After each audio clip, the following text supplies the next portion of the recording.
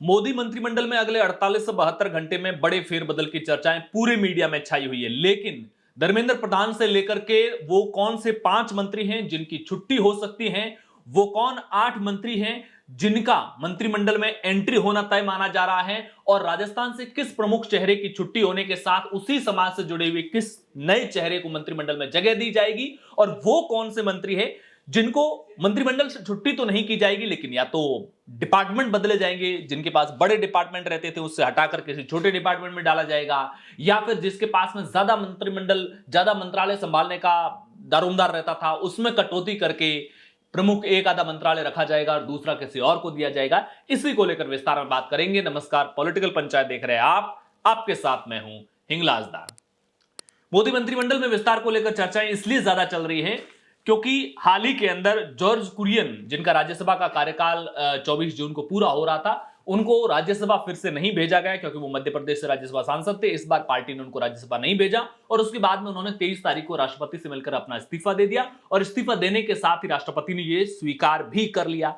प्रधानमंत्री मोदी ने उसके बाद में राष्ट्रपति से मुलाकात की, फिर कुछ देर बाद में अमित शाह ने राष्ट्रपति से मुलाकात की। इधर बीजेपी के राष्ट्रीय अध्यक्ष जो नितिन नवीन पंजाब के दौरे पर थे, वो दौरा बीच में छोड़ करके चंडीगढ़ से वापस लौट आते हैं। पंजाब के अलग अलग दूसरी जगहों पर जाने का जो उनका कार्यक्रम है वो रद्द हो जाता है। उसके बाद में हमें नितिन नवीन का हरियाणा के रोहतक का एक कार्यक्रम था, उसको भी रद्द कर दिया जाता है और लगातार संगठनात्मक लेवल पर बैठकें चलती है। बुधवार को मोदी कैबिनेट की एक बैठक, अहम बैठक होती है जिसमें मोदी नीट का आयोजन किस तरीके से, री नीट का आयोजन सफलतापूर्वक हुआ और अलग अलग डिपार्टमेंट का आपस में एक बेहतर कोऑर्डिनेशन कैसे हुआ, इसको लेकर के बातचीत की।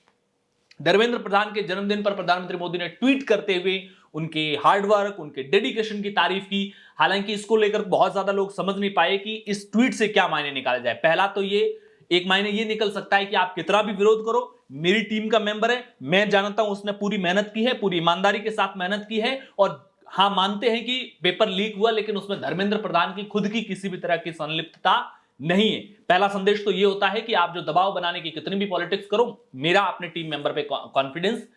क्लियर है। दूसरा एक संदेश यह भी होता है कि कई बार मोदी जिनको मंत्रिमंडल से हटाते हैं ना,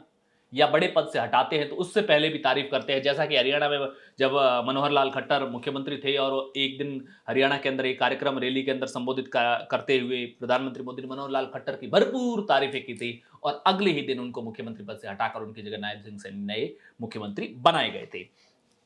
अब जिन नए चेहरों को पहले तो जिनको जगह मिलनी है उसकी बात कर लेते हैं। एक तो है शक्तिकांत दास, जो आरबीआई के पूर्व गवर्नर है और प्रधानमंत्री के लिए फाइनेंशियली एडवाइजर के तौर पर महत्वपूर्ण चेहरा है। उनको क्या पोर्टफोलियो मिलने वाला है, कैबिनेट रैंक मिलने वाली ये तय है, लेकिन कौन सा मंत्रालय मिलना है, क्या वो वित्त मंत्री देश के नए हो सकते हैं, इसको लेकर के मीडिया कॉरिडोर में भी बड़ी चर्चाएं हैं क्योंकि यह तय माना जा रहा है कि देश को नया वित्त मंत्री मिलने वाला है। इसके अलावा श्रीकांत शिंदे हैं जो महाराष्ट्र के पूर्व मुख्यमंत्री और अभी के जो डिप्टी सीएम है एकनाथ शिंदे उनके बेटे हैं, और वो इसलिए भी महत्वपूर्ण माने जा रहे हैं कि इन दिनों जो शिवसेना का दूसरे वाला गुट था, उद्धव ठाकरे का गुट था, उससे जो 9 में से 6 सांसदों को तोड़ करके ऑपरेशन टाइगर जो सक्सेसफुली रहा है, उसके बाद में यह संभावनाएं बढ़ गई है कि वो जो कल्याण से, महाराष्ट्र के कल्याण से सांसद है, उनको मोदी कैबिनेट के अंदर शामिल किया जा सकता है और कैबिनेट रैंक भी दी जा सकती है। एक प्रमुख युवा चेहरा अनुराग ठाकुर हिमाचल प्रदेश से आने वाले अगले साल, चूंकि 2027 में कई राज्यों में विधानसभा के चुनाव होने हैं, पंजाब, हिमाचल और जो उत्तर प्रदेश जैसे महत्वपूर्ण राज्य, इन राज्यों का विशेष ध्यान रखा जाएगा,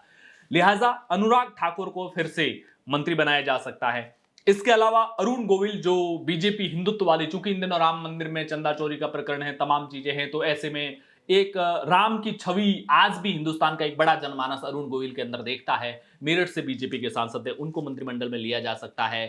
वीडी शर्मा जो मध्य प्रदेश के बीजेपी के पूर्व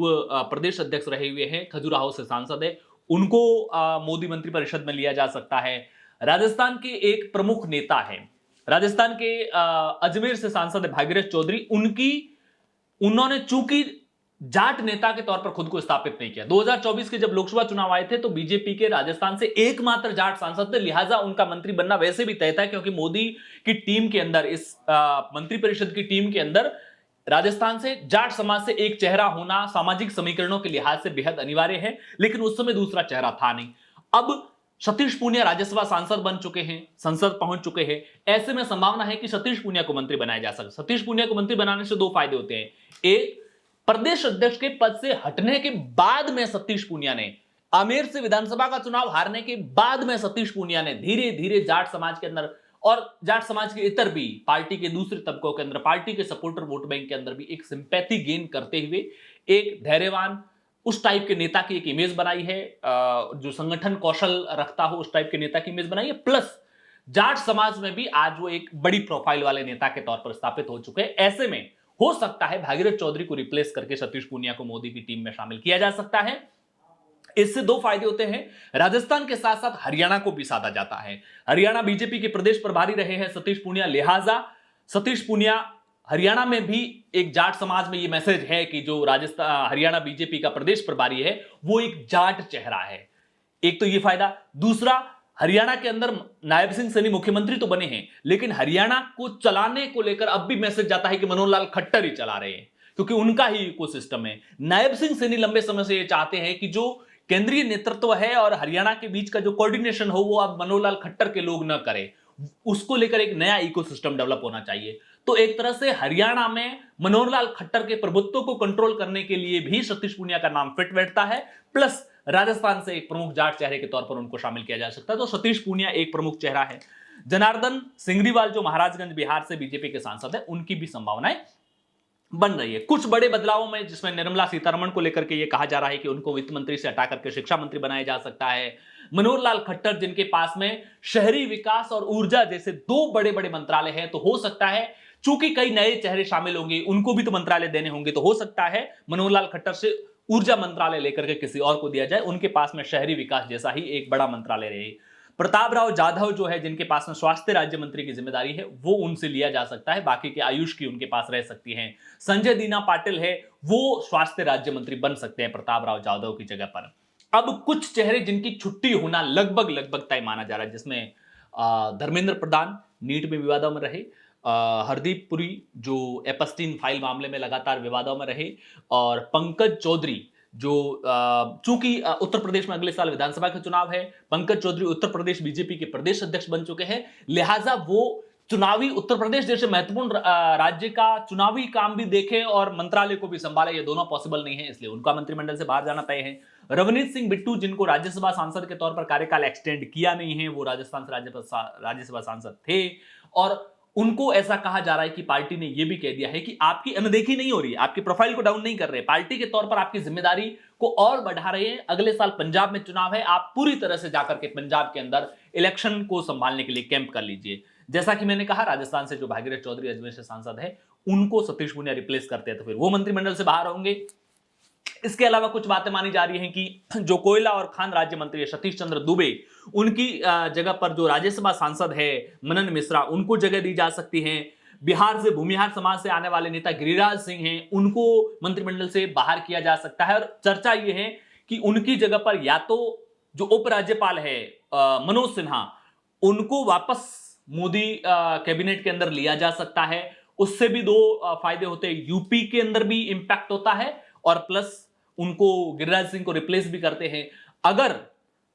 मनोज सिन्हा उनको रिप्लेस नहीं कर पाते हैं तो फिर विवेक ठाकुर को उनकी जगह रिप्लेस किया जा सकता है। तो ये वो तमाम समीकरण हैं, तमाम चेहरे हैं जिनके इर्द गिर्द ये चर्चाएं चल रही है। हालांकि नए दौर की बीजेपी में पिछले 12 सालों में गलियारा में चलने वाली खबरें कितनी सच होती हैं, और एक चर्चा ये भी है कि ये जुलाई के पहले सप्ताह में नितिन नवीन की टीम का ऐलान होना है, और ये जितनी भी गहमा गहमी राष्ट्रपति से मुलाकात, कुछ दूसरे कार्यों से और औपचारिकता की वजह से, क्योंकि राष्ट्रपति से मुलाकात के ठीक बाद में 22 जून की आधी रात को जो एफसीआरए को लेकर के जो गृह मंत्रालय ने आदेश जारी किए या फिर कहें कि कानून का नोटिफिकेशन जारी किया है, तो हो सकता है उसको लेकर के अमित शाह की राष्ट्रपति से मुलाकात हुई हो। प्रधानमंत्री की राष्ट्रपति से एक औपचारिक मुलाकात हो सकती है, क्योंकि प्रधानमंत्री जब भी बड़े इवेंट से वैश्विक दौरे से लौटते हैं तो राष्ट्रपति से मुलाकात करना एक शिष्टाचार होता है एक प्रधानमंत्री के तौर पर। और नितिन नवीन की ये सारी की सारी भागादौड़ जुलाई के पहले सप्ताह के अंदर नई टीम आनी उसको लेकर है, और मोदी मंत्रिमंडल का फिलहाल कुछ चर्चाएं ये भी हैं कि सरकार का फिलहाल ध्यान संगठन के तौर पर नितिन नवीन की टीम बनी है, लेकिन सरकार का पूरा ध्यान है वो जुलाई के तीसरे सप्ताह में शुरू होने वाले संसद सत्र पर है। 2/3 बहुमत कैसे जुटाया जा सके, अपने सहयोगियों को पूरा कॉन्फिडेंस में कैसे लिया जा सके, इसके अलावा नए और कौन से सहयोगी जोड़ने हैं उस पर पूरा फोकस है। चूंकि नए सहयोगी भी जोड़े जाएंगे तो ये सारी इक्वेशन बनने के बाद फिर से आपको मंत्रिमंडल में कुछ फेरबदल करने पड़ेंगे। तो इससे एक चर्चा यह है कि हो सकता है अभी मंत्रिमंडल का फेरबदल नहीं किया जाए, जो जुलाई का जो मानसून सत्र है उसके बाद में फेरबदल हो। सरकार के तौर पर फिलहाल पूरा का पूरा ध्यान मानसून सत्र पर है। संगठन के तौर पर नितिन नवीन की टीम बीजेपी की जुलाई के पहले सप्ताह में ऐलान हो सकता है। पॉलिटिकल पंचायत पर पहली बार आए हैं तो चैनल को सब्सक्राइब कीजिएगा, वीडियो को लाइक और शेयर जरूर कीजिएगा। शुक्रिया।